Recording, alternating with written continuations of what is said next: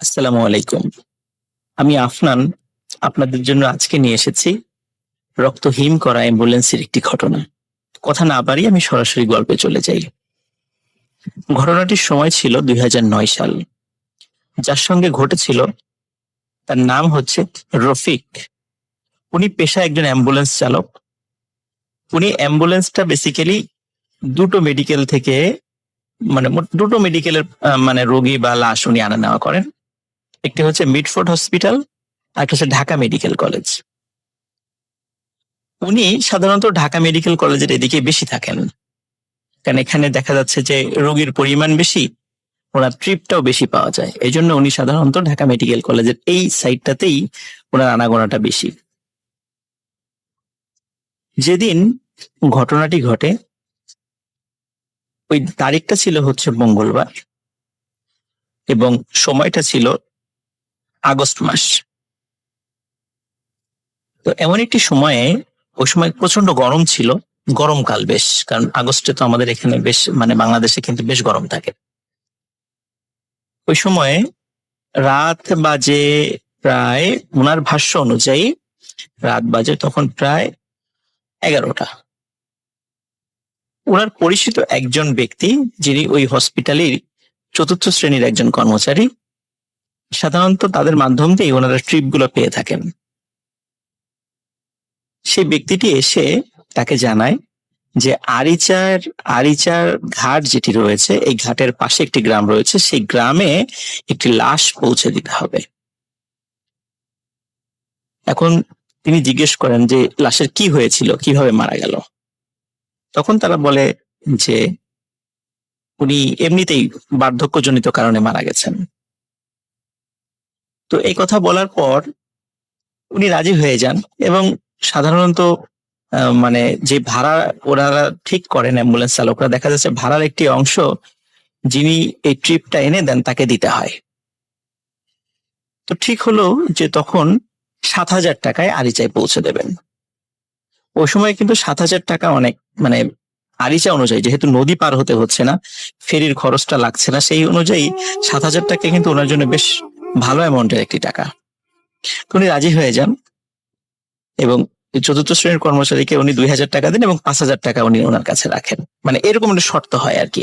এবং ট্রিপ শুরু করার আগেই ফুল টাকাটা পেইড করে নিতে হয়। সাধারণত ওইখানে নাকি এইভাবেই সিস্টেমে এই ট্রিপ গুলো অ্যাম্বুলেন্সের যারা চালক তারা এরকম এই কাজটা করে থাকেন। কারণ অনেক সময় দেখা যায় লাশ নিয়ে বাসায় নামানোর পরেই সবাই লাশ নিয়ে ব্যতিব্যস্ত হয়ে যান, অ্যাম্বুলেন্সের কথা মনে থাকে না, চালকের কথা মনে থাকে না। এই জন্য ওঠার আগেই সাধারণত এই টাকাটা ওনারা পারতপক্ষে নিয়ে নেওয়ার চেষ্টা করেন। যখন লাশটি নিয়ে আসা হয়, লাশের সাথে ৪ জন লোক ছিল,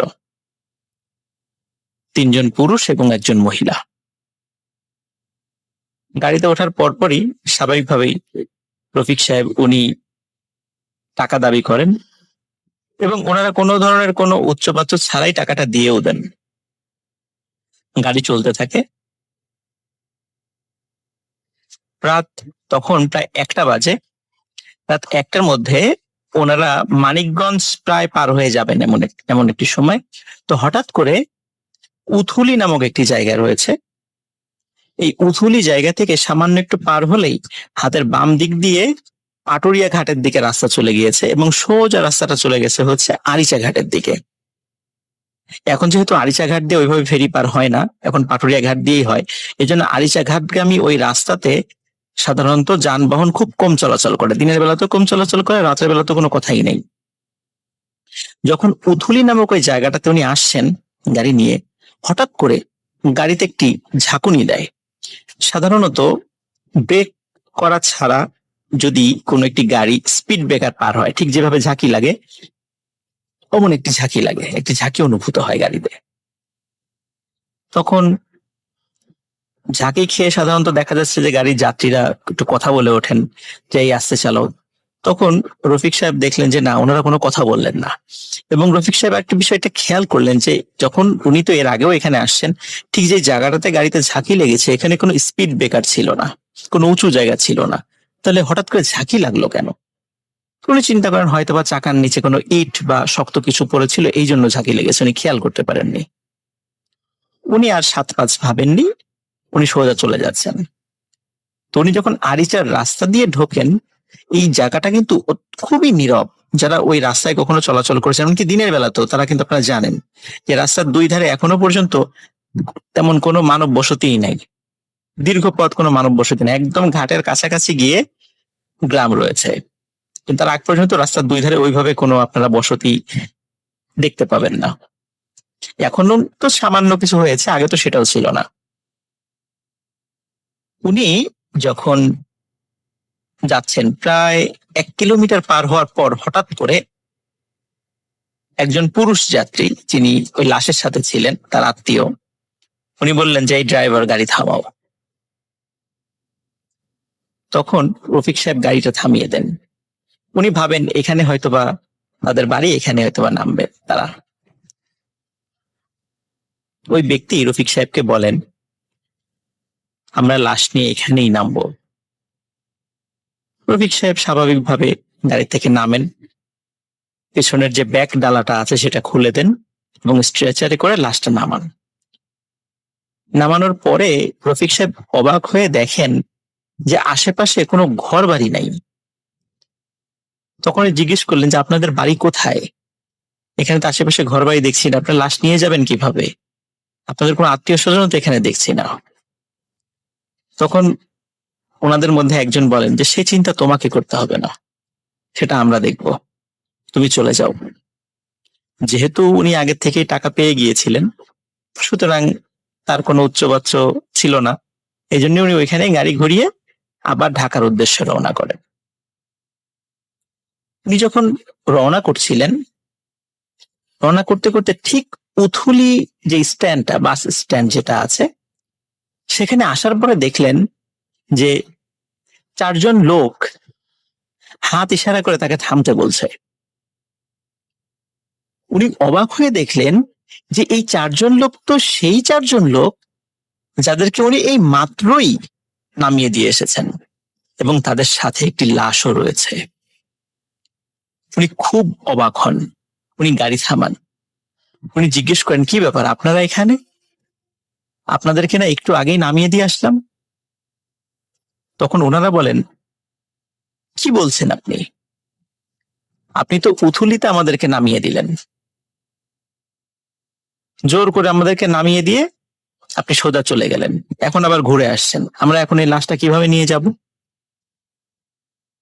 রফিক সাহেব যতটুকু না অবাক হন, তার থেকে বেশি বিরক্ত হন যে আমি মাত্র নামিয়ে দিয়ে আসলাম তাদেরকে, অথচ ঘুরে আসার পরে তারা এখানে কিভাবে আসলো, আর এখন এসে বলছে আমি নাকি উথুলি বাস স্ট্যান্ডে তাদেরকে নামিয়ে দিয়েছি। যাই হোক, যেহেতু এটা একটা অবাক করার মতো বিষয় ছিল, উনি কিছুতেই মিলাতে পারছিলেন না যে একটু আগেই তো উনি নামিয়ে দিয়ে আসছেন, হঠাৎ করে এই ধরনের ঘটনা কেন ঘটলো। তো উনি 7-5 না ভেবে বলেন যে আচ্ছা ঠিক আছে, ওঠেন, গাড়িতে ওঠেন, আমি আবার আপনাদেরকে নামিয়ে দিয়ে আসছি। তখন উনি আবার ওই লাশ সহ ওই যাত্রীদেরকে গাড়িতে তোলেন, তুলে আবার গাড়ি চলা শুরু করে। চলতে চলতে চলতে চলতে হঠাৎ একটি জায়গায় উনি চলে আসেন, সেই জায়গাটি যেই জায়গাটিতে একটু আগেই 4 জন ব্যক্তি সমেত লাশ নামিয়ে দিয়েছিলেন, এবং উনি দেখছেন যে এই 4 জন ব্যক্তি হাত ইশারা করে তাকে থামতে বলছে। উনি এবার ভয় পেয়ে যান যে কি ব্যাপার, তাহলে আমার গাড়িতে কে বসা? পিছন দিকে তাকিয়ে দেখেন গাড়িতে কেউ নেই। উনি প্রচন্ড ভয় পান, তারপরও গাড়ি থামান, যেহেতু এই জায়গাটাতেই উনি নামিয়ে দিয়ে গেছিলেন তাদেরকে। উনি জিজ্ঞেস করেন কি ব্যাপার, কি হয়েছে? তখন ওদের মধ্যে থেকে একজন বলেন যে আপনি আমাদেরকে এখানে নামিয়ে দিয়ে চলে গেলেন কেন? আমরা কি এখানে নামবো? এখানে নিয়ে আমরা লাশ নিয়ে কোথায় যাব? আমরা তো আরিচার পাশে যে গ্রামটি রয়েছে সেখানে যাব। রফিক সাহেব এবারও অবাক হন এবং বিরক্তও হন। তখন উনি বলেন যে আপনারাই বললেন যে এখানে নামিয়ে দিতে, আমি নামিয়ে দিলাম, আবার আমি ঘুরে চলে গেলাম, আবার আপনাদেরকে আরিচা থেকে এখানে নিয়ে আসলাম, এটা কি হচ্ছে? তখন তারা বলে কি ব্যাপার, আপনি আরিচায় আমাদেরকে পাবেন কোথায়? আমরা তো এখানে দাঁড়িয়ে আছি, আপনি তো আমাদেরকে জোর করে এখানে নামিয়ে দিয়ে গেলেন। তখন উনি বলেন, আমি আপনাদেরকে জোর করে কিভাবে নামাবো? লাশ সহকে কেউ জোর করে কাউকে নামায়? এভাবে ওনাদের সাথে তর্কাতর্কি হয়। যাই হোক, এক পর্যায়ে রফিক সাহেব বলেন, আচ্ছা ঠিক আছে ওঠেন, আপনারা কোথায় যাবেন আমি নামিয়ে দিচ্ছি। কিন্তু ওনার মনের মধ্যে কিছুতেই যে খচখচানি হচ্ছিল সেটা যাচ্ছিল না, যে এখানে আমি প্রথমে নামালাম, আবার চলে যাওয়ার পর পুতুলি বাস স্ট্যান্ডে তাদের সাথে দেখা, তারা বলল তারা নাকি পুতুলি বাস স্ট্যান্ডে তাদেরকে নাকি আমি নামিয়ে দিয়েছি। আবার তাদেরকে উঠিয়ে আনার পর এইখানে আবার তাদেরকে দেখছি, অথচ গাড়ির মধ্যে থেকে তাদের কাউকে দেখছি না। তাহলে তারা কোথায় গেল বা কি হচ্ছে আমার সাথে? উনি মনে মনে খুব ভয় পাচ্ছিলেন, কিন্তু যেহেতু উনি প্রায় ৪৫ বছর বয়স ওনার ছিল রফিক সাহেবের, এবং মোটামুটি ২০-২২ বছর থেকেই উনি এই অ্যাম্বুলেন্স চালান। অনেক ঘটনাই, ছোটখাটো ঘটনা এই অ্যাম্বুলেন্স চালাতে গিয়ে রাস্তাঘাটে ওনার সাথে ঘটেছে, একদম টুকিটাকি সেই জিনিসগুলো। কিন্তু এই ধরনের অদ্ভুত বিষয় ওনার সাথে কিন্তু কখনো ঘটেনি। উনি গাড়ি চালাচ্ছিলেন, প্রায় ১.৫ কিলোমিটার যাওয়ার পর হঠাৎ একজন বলেন যে একটু গাড়িটা থামান। তখন রফিক সাহেব বলেন যে এখানে কি আপনারা নামবেন? বলে, না এখানে নামবো না, আমাদের একটি কাজ আছে। এ কথা বলে একজন নামেন, অন্যরা গাড়িতে থাকেন। এখন রফিক সাহেবের ওনার একটু প্রাকৃতিক ডাকে সাড়া দেওয়ার প্রয়োজন ছিল, তো উনি মাত্র কয়েক মিনিটের সময় নিয়ে উনি আবার গাড়ির কাছে ফিরে আসেন। কিন্তু অদ্ভুত ব্যাপার, গাড়িতে একজন মানুষও নাই, একজন মানুষও নাই। কোথায় গেল তারা? কিন্তু গাড়ির মধ্যে লাশ কিন্তু রয়েছে। রফিক সাহেব চিন্তা করছেন যে মাঝে মাঝে কিন্তু এরকম লাশ দিয়ে ধোকা দিয়ে অনেক সময় গাড়ি ছিনতাইয়ের ঘটনা ঘটে, ওনার সাথে সেই ধরনের ঘটনা ঘটছে না তো? তখন উনি চিন্তা করেন আসলে এই লোকটি মারা গেছে কিনা একটু চেক করে দেখি, এবং রফিক সাহেব সাহস করে গাড়ির ব্যাক ডালাটা খুলে লাশের হাতের পালস চেক করে দেখেন আসলে সত্যিই মারা গেছে। এবং লাশের উপরের কাপড়টা সরিয়ে দেখেন যে সেটা একটা পুরুষ মানুষের লাশ, বয়স ৭০ বা ৮০ হবে এমন বয়স। তো দেখে মনে হচ্ছিল উনি স্বাভাবিকভাবেই মারা গেছেন। তখন উনি চিন্তা করলেন যে আসলেই তো এটা লাশ, এখানে লাশ দিয়ে ধোকা দেওয়ার তো কিছু নাই, কিন্তু লোকগুলো কোথায় গেল? উনি অনেক ডাকাডাকি করার পরেও কোনো লোককে দেখতে পেলেন না। ওদিকে উনি খেয়াল করছিলেন যে আরিচা ঘাট খুব বেশি দূরে নয়। তখন উনি চিন্তা করলেন যে যেহেতু কাউকে পাওয়া যাচ্ছে না, তাহলে আমি গাড়িটি চালিয়ে আরিচা ঘাটের কাছে চলে যাই, ওখানে গেলে হয়তো বা কোনো মানুষ পাবো, তাদের কাছে জিজ্ঞেস করলেই এই লোককে দেখালে বলে দিতে পারবেন যে উনি কোন বাড়ির বা কোন গ্রামের, হয়তো অনেকেই চিনবেন তাকে। এই চিন্তা করে উনি গাড়ি স্টার্ট দিলেন।